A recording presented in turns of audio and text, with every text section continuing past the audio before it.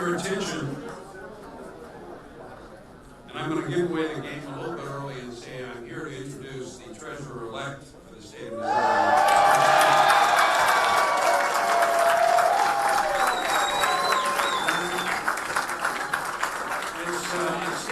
It's his night and the night of our Secretary of State-elect, but I'm going to trespass on your patience a few minutes to talk about Eric because I've known him for a number of years.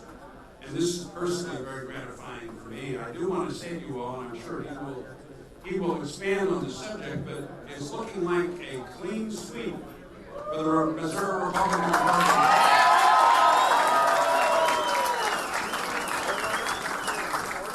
I'm going to go out on a limb and say I think that Donald Trump is going to be the next president of the United States.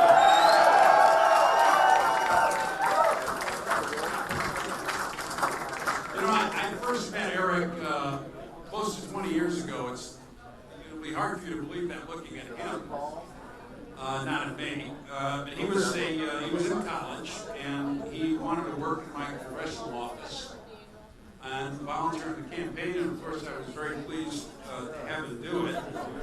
And once in a while, one of the great things about being in public life is that you spot young people who you know are going a long way. And Eric was one of those guys that you could spot right from the beginning.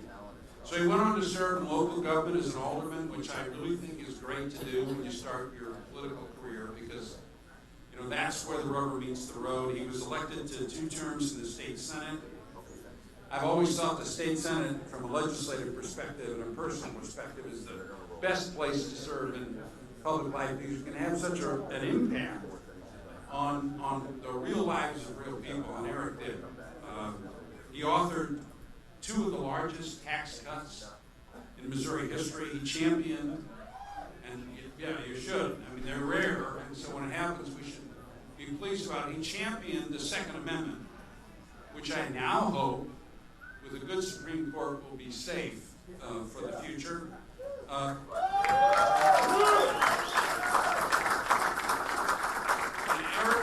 Eric stood up for the life of the unborn, really the preeminent moral issue of our times.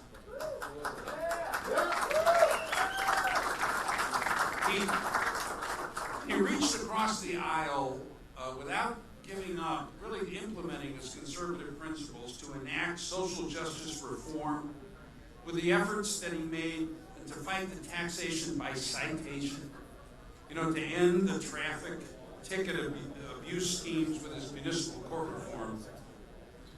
I've talked a lot with Eric over the years, and his hero, his model in public life, and it was one of mine too, is Jack Kemp.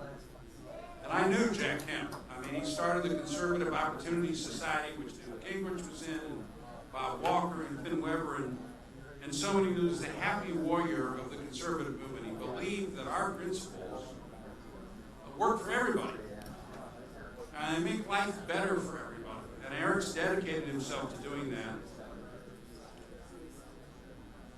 So we saw his passion for those issues when he fought for these reforms. And I'll just say, and I'm going to introduce our guest of honor, our winning candidate tonight. We're seeing tonight the next generation emerge in Missouri Republican statewide politics. And I have fought for this. It's a personal note. Some of you are old enough to remember when I ran for governor in the year 2000. One of the reasons I did was because we had lost 2 governor's elections in a row by a lot. And it's hard to build up a bench in statewide politics if you're not at least coming close in gubernatorial elections. Well, I think tonight we have a winner in gubernatorial elections. And we're breaking through across the board. So this state, I believe, is now well on the way to becoming a reliable conservative state across the board, which we need to bring this country back and bring this government back to one that respects the values of the people. Now, look, I'm not going to go on and on. I could. I used to serve in the Senate. I could filibuster you. I'm not going to do that. I'm going to introduce a person who I think has already made and will continue to make a huge impact on the affairs of this nation for the downstairs talking with Eric, and I was talking to him about, and we were talking together about the importance of balancing standing for principle and still finding a way to be effective. I mean, you have to have compromise. We live in an imperfect world. But you can't compromise what you're in politics to fight for. And that requires skill. It requires sagacity. It requires courage. It requires organizational ability. It requires so many things in order to be effective in leadership and to accomplish something over time. And I think what we're now seeing tonight is the next step in the career of a man who is developing those things systematically, who is not forgetting what he believes and what he's committed his life to, and who is one of the people who I very much hope will bring this country back from the state that we've been headed to in the last 8 years. Ladies and gentlemen, I give you the Treasurer-elect of the state of Missouri, Eric Schmitt.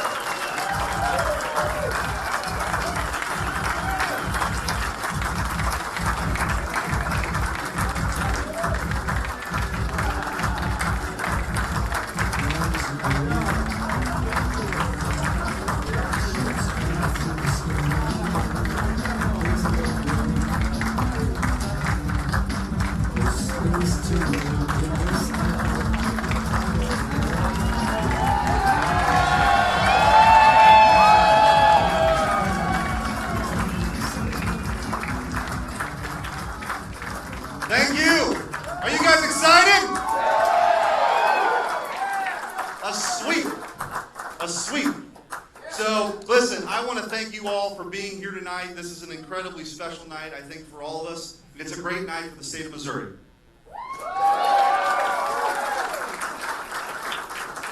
I just received a phone call from Judy Baker conceding, and she was very gracious. So I appreciate that phone call. I want to thank, first of all, my family, my wife Jamie,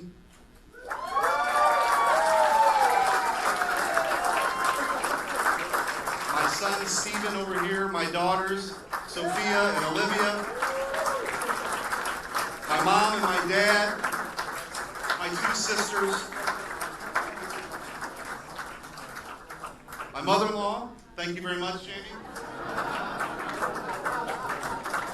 Great save.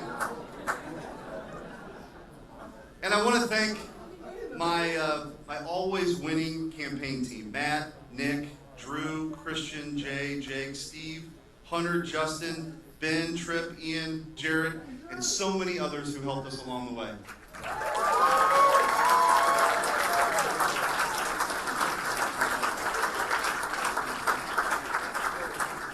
I also want to thank Senator Talent for being here tonight and for that very thoughtful introduction. Missouri is very lucky to have a statesman named Jim Talent.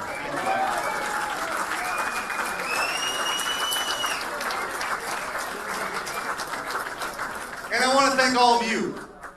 There are so many familiar faces in the room tonight, people who supported me, people that I went to grade school with, people I went to college with, law school with, people who supported me in my political career, from alderman to state senate, and now here tonight. So thank you for believing in me. I appreciate it. Thank you.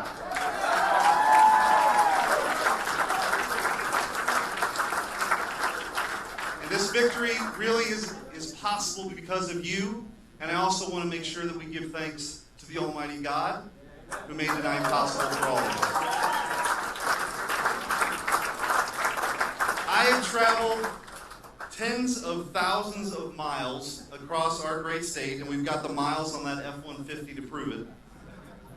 And getting around this great state has reaffirmed my belief in the people of Missouri. I truly believe that we have now the same determination in this state and optimism in this state that brought my family to mid-Missouri 5 generations ago. They came here with the hope of a better life and the ability to pursue happiness, which, as we all know, was in the original mission statement of this country, the Declaration of Independence, that we were granted by God, not by government, but the right to life, liberty, and to pursue happiness.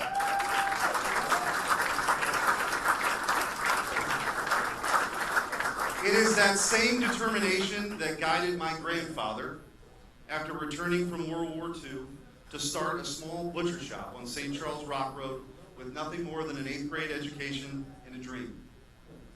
It's that same determination that led my father, while working as a butcher, to go to night school, to get his degree, to work for Anheuser-Busch for 30 years, 7 days a week in the midnight shift. It's that same determination that I had growing up in a middle-class household in North St. Louis County to become the first person in my family to go to college right out of high school, to go to law school, to serve my city, to serve my county in the state senate, and now our great state as your state treasurer.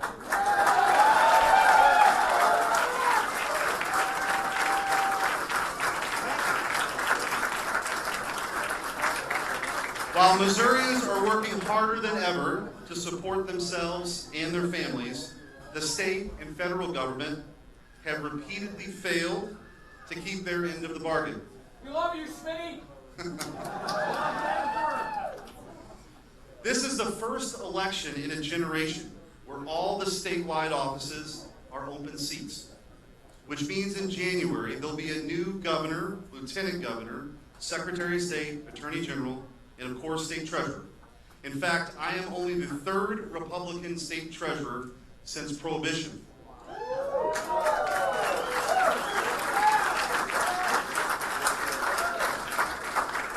I believe that the victories across our state tonight represent a changing of the guard, an ushering of a new generation of leaders. I ran for state treasurer as a next generation conservative, but that generational change comes with significant responsibility. It requires proving yourself to generations past and earning the respect of younger generations. Growing up and still today, my political hero was Jack Kemp, who was a happy warrior in the conservative movement. He commanded a message of restoring growth, prosperity, and hope that is often missing today in public life. How many times have you heard over the last month from your friends and family that they just wanted this election over? I believe Jack Kemp left us a guidebook, a roadmap, if you will, on how we can communicate in a positive way what a conservative reform agenda can mean for people's lives. Our agenda starts with big ideas and big policies, not divisive rhetoric that alienates people from the political process. We often talk about tax cuts, and I authored 2 of the largest tax cuts in the history of our state. Thank you. But what it's really about is about those families who will benefit from those tax cuts. It's about more take-home pay, empowering individuals to lead a life that they want to live, to pursue happiness. Education reform should be put in the context not of passing a bill, but of helping a young person break generations of cycles of poverty, and allowing more of our brothers and sisters to fully achieve the American dream. Our policies are about creating economic opportunities for everyone, including the poor, so that they're not dependent on government, but rather can pursue their version of happiness and a life of independence and fulfillment.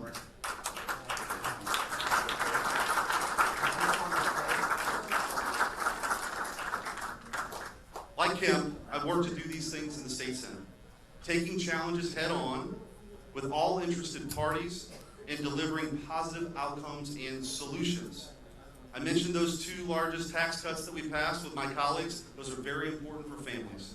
I led the charge to bring municipal court reform after Ferguson, introduced the earned income tax credit to bring tax relief to low-income families.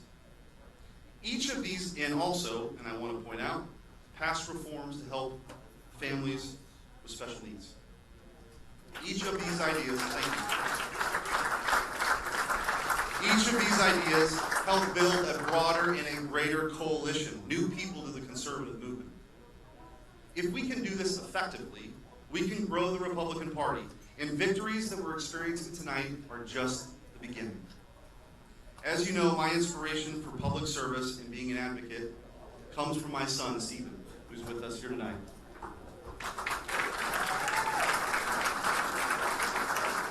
Stephen was born with a rare genetic condition. Stephen is on the autism spectrum.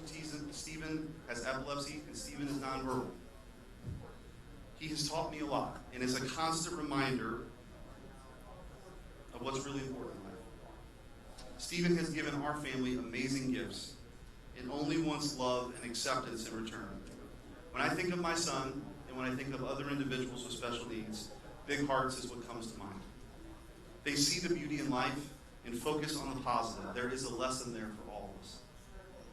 It's been my honor to work with special needs advocates in the Missouri legislature, and now look forward to continuing that advocacy on a statewide platform. We need to redouble our efforts to make sure they have the tools and resources necessary to live fulfilling lives and reach their full potential, whatever that is.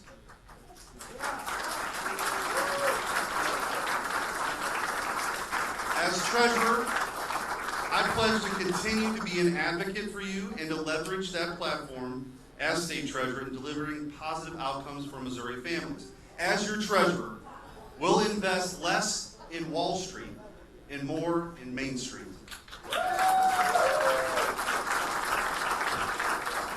We will make certain that no Missouri tax dollars go to any company doing business with state sponsors of terrorism.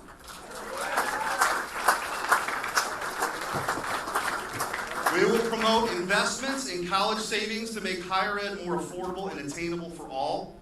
And we will advance a financial literacy effort to help more people recognize the American dream through financial independence. And we will promote job creation and economic growth so that together we can make Missouri a more welcoming place for all families, all businesses of all sizes, a state that serves as a model for economic growth initiatives and reforms that have eluded us in the past. This is a unique moment in Missouri history. What's happening tonight has never happened in the history of our state. We have never had supermajorities in this sweep. It's never happened. So we have a tremendous opportunity in this moment to transform our state, to be a leader. The campaign is over, but this isn't the finish line.